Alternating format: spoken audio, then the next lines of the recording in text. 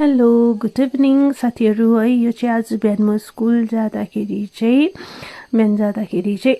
यो साँप चाहिँ मैले बाटोमा भेटेको है। कत्रो ठुलो थियो, डरै लाग्दो थियो है। यो चाहिँ के साँप चाहिँ होला, रातो थियो। यो चाहिँ अस्तिदेखि नै हाम्रो स्कुलकै वरिपरि घुमेको छ र यो चाहिँ के साँप होला, कसले चिन्नुहुन्छ कमेन्ट गर्नुहोस् है। यो के साँप हो?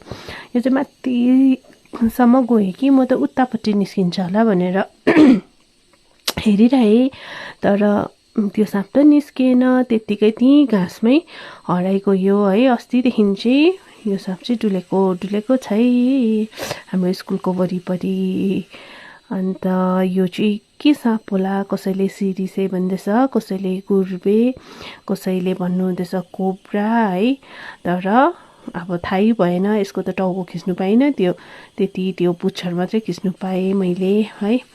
अन्त तपाईँले कमेन्टमा लेखिदिनु होला यो कुन साँप होला भनेर, चिन्नुहुनेहरूले। हुन्छ, थ्याङ्क यू फर वाचिङ।